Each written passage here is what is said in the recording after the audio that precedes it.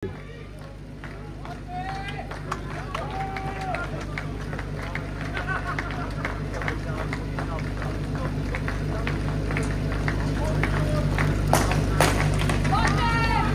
opakovaný útok. Bol tam nejaký pohyb?